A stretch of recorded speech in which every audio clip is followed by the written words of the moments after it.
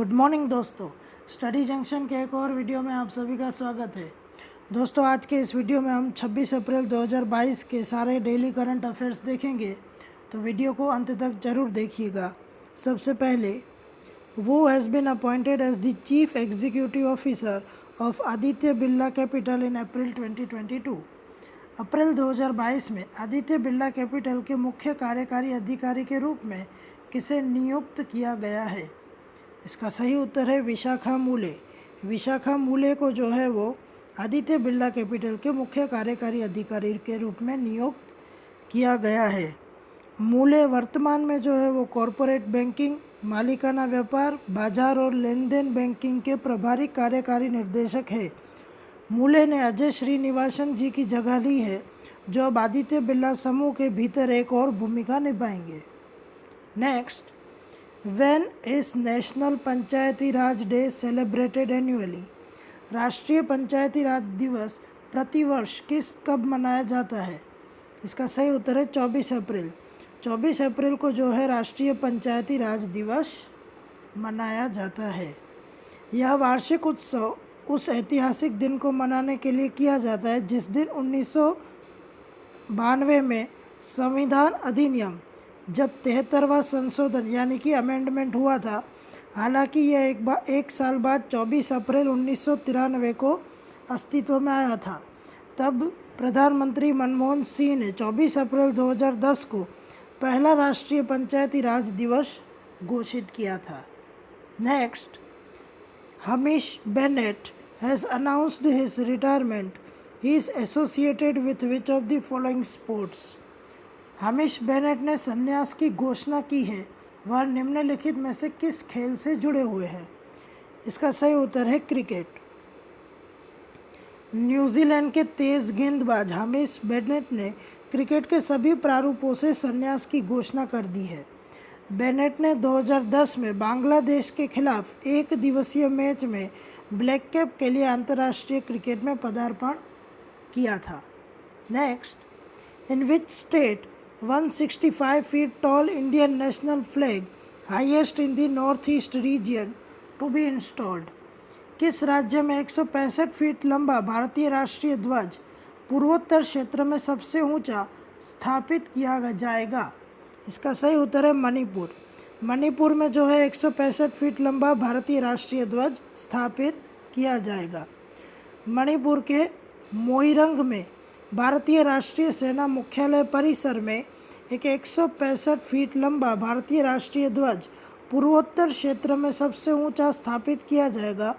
मणिपुर के CM N Biren Singh ने अप्रैल 2022 में आईएनए शहीद स्मारक परिसर मोइरंग में मनाए गए ध्वजारोहण दिवस की 78वीं वर्षगांठ पर इसकी घोषणा की थी। Next, The second Khelo India University Games 2022 is to start at the Sri Kanti Rava Indoor Stadium on 24 April 2022। दूसरा खेलो इंडिया यूनिवर्सिटी गेम 2022 24 अप्रैल 2022 को श्री कांति रवा इंडोर स्टेडियम डैश में शुरू होना है। इसका सही उत्तर है बेंगलुरु। बेंगलुरु के श्री कांति रवा इंडोर स्टेडियम में ये दूसरा खेलो इंडिया यूनिवर्सिटी गेम्स शुरू होगा। भारत के उपराष्ट्रपति एम वेंकैया नायडू ने 24 अप्रैल 2022 को श्री कांति रवा इंडोर स्टेडियम बेंगलोर में दूसरे खेलो इंडिया यूनिवर्सिटी की घोषणा की।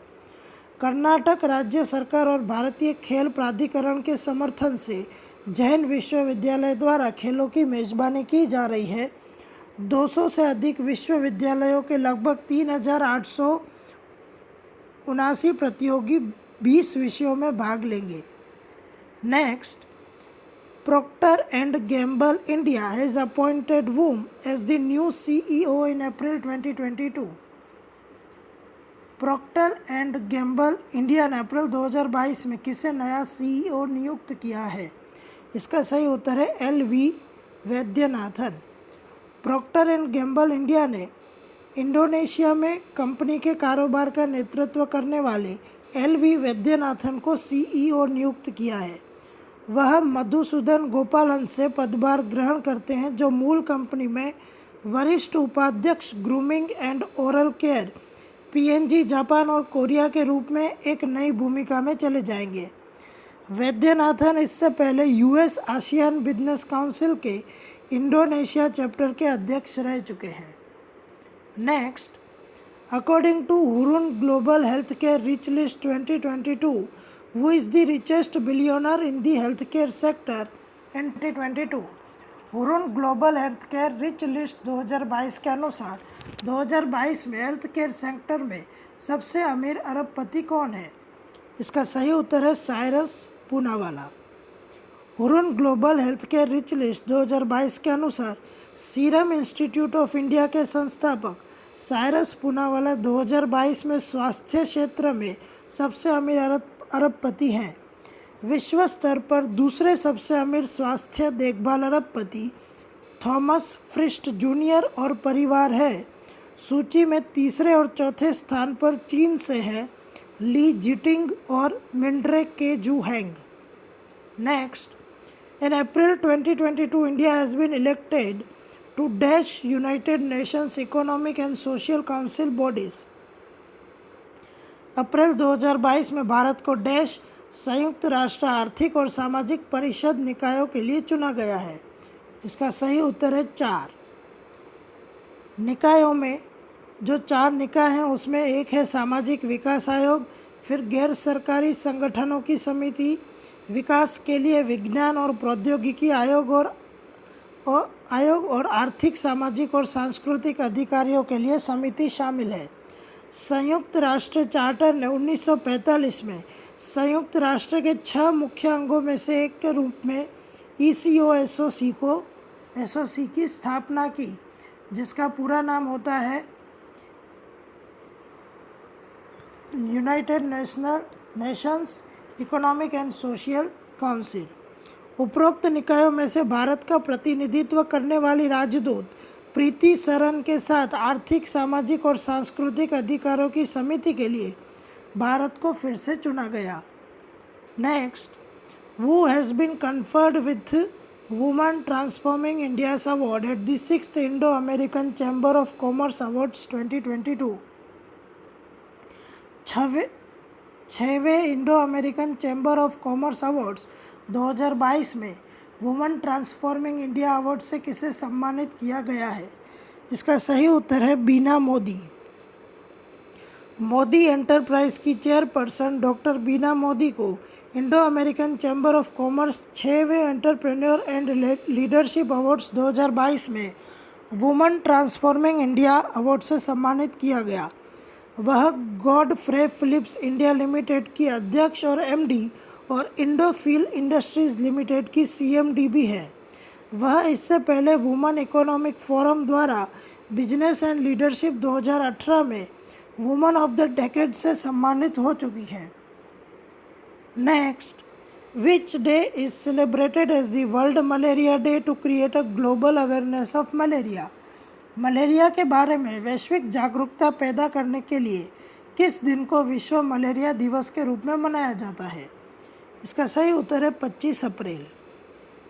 यह दिन अफ्रीकी सरकार द्वारा 2001 से मनाया जा रहा है, लेकिन पहली बार 2008 में चिन्हित किया गया था। विश्व स्वास्थ्य सभा के 60वें सत्र ने अफ्रीका मलेरिया दिवस को विश्व मलेरिया दिवस में बदल दिया। 2022 के लिए theme harness innovation to reduce the malaria disease burden and save lives है। Next, government raises retirement age for IIM directors from 65 years to the age of dash. सरकार ने आईआईएम निर्देशकों के लिए सेवानिवृत्ति की आयु 65 वर्ष से बढ़ाकर डैश वर्ष की है। इसका सही उत्तर है 70 साल। केंद्र ने भारतीय प्रबंधन संस्थान यानी कि आईआईएम के निर्देशकों के लिए सेवानिवृत्ति की आयु 5 वर्ष बढ़ाकर 70 वर्ष कर दी है, जो कि भारतीय प्रौद्योगिकी संस्थानों यानी आईआईटी और विश्वविद्यालयों के बराबर है। Next, who among the following has inaugurated the 7th edition of Raisina Dialogue on April 25, 2022. निम्नलिखित में से किसने 25 अप्रैल 2022 को राइजीना डायलॉग के 7वें संस्करण का उद्घाटन किया? इसका सही उत्तर है प्रधानमंत्री नरेंद्र मोदी। संवाद में मुख्य अतिथि यूरोपीय संघ की अध्यक्ष उर्सुला वॉन डेर लेयन होंगी। 3 दिवसीय कार्यक्रम की थीम टेरानोवा इम्पेशेंट इम्पेरल्ड पर आधारित है। राइजीना डायलॉग में 90 देशों के 210 से अधिक वक्ताओं के साथ लगभग 100 सत्र होंगे। Next, which IIT researchers have found the painkillers are effective against COVID-19 disease in April 2022. अप्रैल 2022 में किन IIT शोधकर्ताओं ने दर्द निवारक दवाओं को COVID-19 बीमारी के खिलाफ प्रभावी पाया है? इसका सही उत्तर है IIT मद्रास। गैर स्टेरॉयडल शोधरोधी दवा इंडोमेथेसिन ने परीक्षण के दौरान हल्के और मध्यम COVID-19 रोगियों के उपचार में उत्कृष्ट प्रभाव दिखाया है। अध्ययन ने आगे खुलासा किया कि इंडोमेथेसिन सभी वेरिएंट्स के साथ काम करता है। अध्ययन Panimalar medical college and research institute में आयोजित किया गया था और नेचर साइंटिफिक रिपोर्ट में प्रकाशित किया गया है। नेक्स्ट, इन विच स्टेट और union territory Prime Minister Narendra Modi has launched the projects worth 20,000 crore in April 2022. किस राज्य या केंद्र शासित प्रदेश में प्रधानमंत्री नरेंद्र मोदी ने अप्रैल 2022 में 20,000 करोड़ रुपए की परियोजनाओं की शुरुआत की है? इसका सही उत्तर है जम्मू एंड कश्मीर। जम्मू कश्मीर में जो है ये 20,000 करोड़ की परियोजनाओं की शुरुआत की गई है।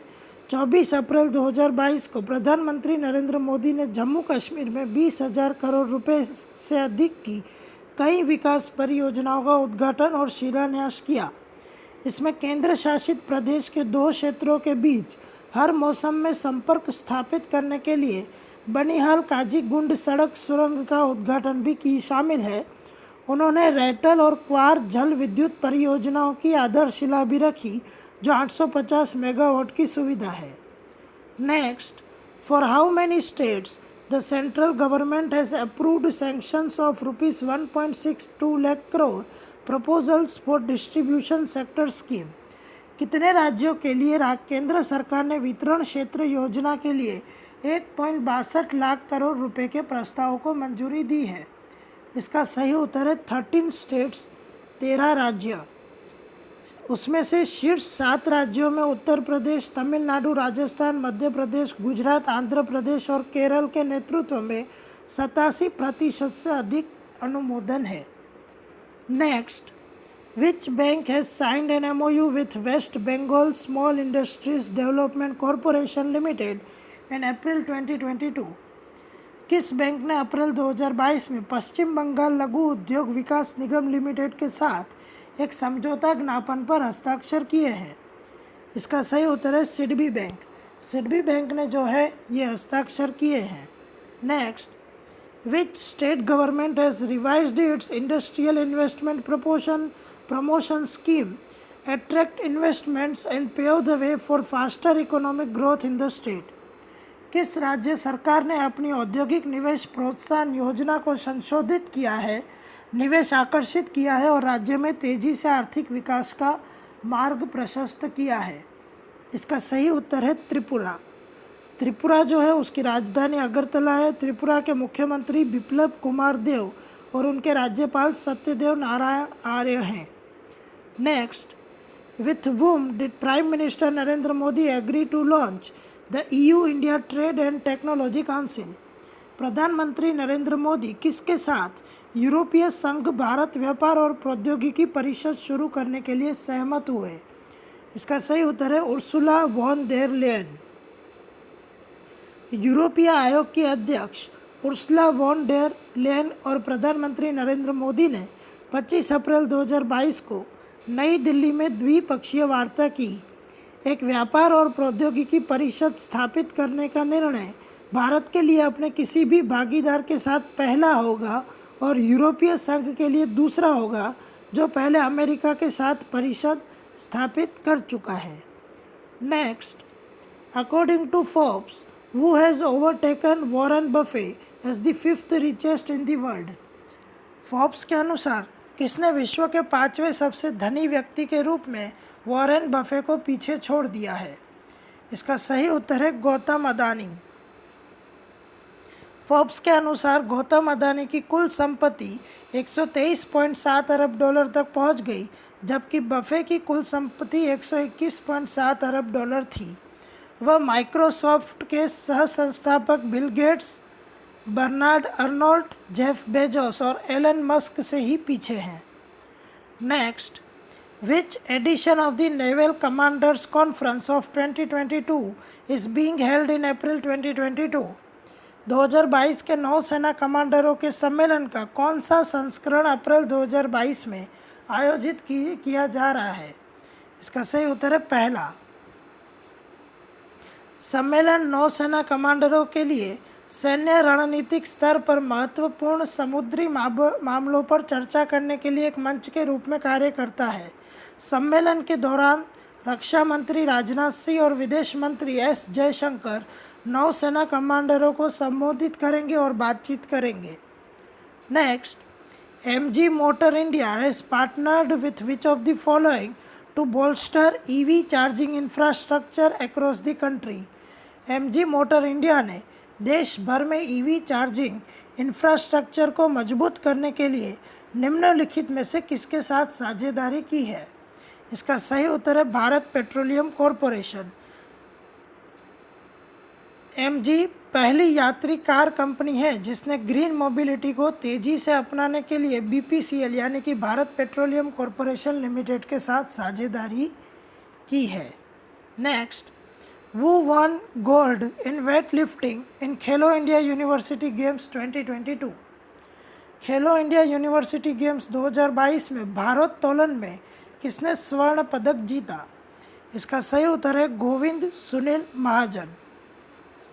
खेलो इंडिया यूनिवर्सिटी गेम्स में भारोत्तोलक गोविंद सुनील महाजन ने स्वर्ण और उदय अनिल महाजन ने रजत पदक जीता। दोनों ने कवयित्री बहिणाबाई चौधरी उत्तर महाराष्ट्र विश्वविद्यालय का प्रतिनिधित्व किया। महर्षि दयानंद विश्वविद्यालय की कोमल कोहर ने महिला भारोत्तोलन 45 किलोग्राम वर्ग में स्वर्ण पदक जीता। निशानेबाजी रेंज में दिल्ली विश्वविद्यालय के पार्थ मखीजा ने 628.6 अंकों के साथ शीर्ष स्थान हासिल किया। Next, when is the international day of multi lateralism and diplomacy for peace observed every year? शांति के लिए बहुपक्षवाद और कूटनीति का अंतर्राष्ट्रीय दिवस हर साल कब मनाया जाता है? इसका सही उत्तर है 24 अप्रैल।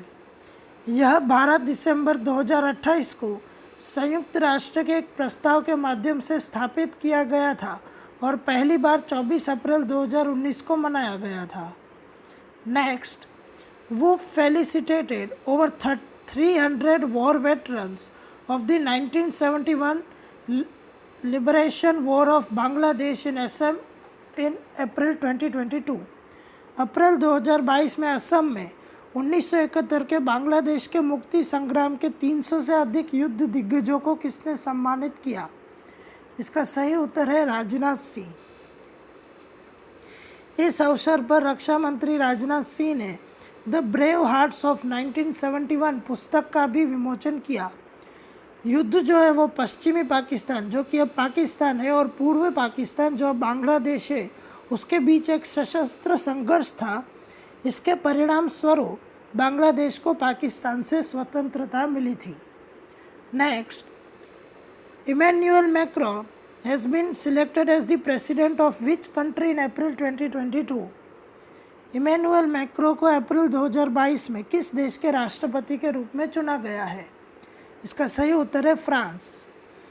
यह पहली बार है कि पांचवें गणराज्य जो 1958 से राजनीतिक शासन कर रहा है का एक शासी नेता फिर से निर्वाचित हुआ है।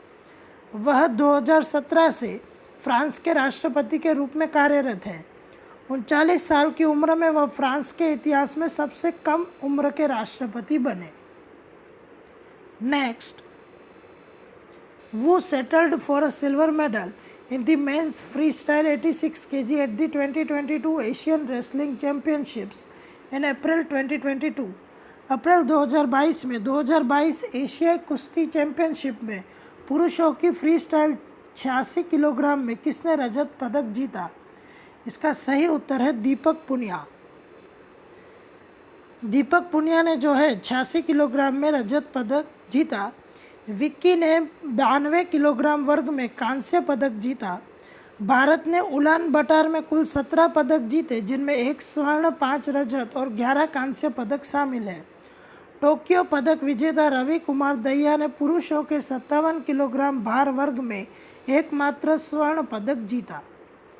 Next, in April 2022 UNICEF's Yuva, the Indian chapter of Generation Unlimited, has announced Dash to be its co-chair।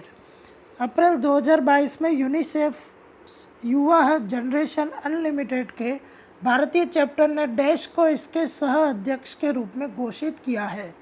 इसका सही उत्तर है अश्विन यार्डी। यूनिसेफ युवा जनरेशन अनलिमिटेड के भारतीय चैप्टर ने भारत में कैप जेमिनी के CEO अश्विन यार्डी को इसके सह अध्यक्ष के रूप में घोषित किया है। यार्डी यासुमासा किमुरा के साथ सह अध्यक्ष होंगे। जनरेशन अनलिमिटेड या युवा ने तो युवाओं की निजी क्षेत्र, सरकार और अंतर्राष्ट्रीय और स्थानीय संगठनों के साथ सक्रिय और संलग्न नागरिकों के रूप में शामिल करने के लिए एक मंच है। तो दोस्तों, आई होप आपको ये वीडियो पसंद आया होगा। वीडियो पसंद आया हो तो वीडियो को लाइक और शेयर करना ना भूलें, और अगर आपने अभी तक हमारे चैनल को सब्सक्राइब नहीं किया तो चैनल को सब्सक्राइब करना भी ना भूलें। और हाँ दोस्तों, हमारे ये जो वीडियो होता है इसकी PDF file daily Telegram group में अपलोड की जाती है, जिसकी लिंक आपको डिस्क्रिप्शन बॉक्स में मिल जाएगी। तो वहाँ से जाके ग्रुप को ज्वाइन करना भी ना भूलें। थैंक यू, धन्यवाद।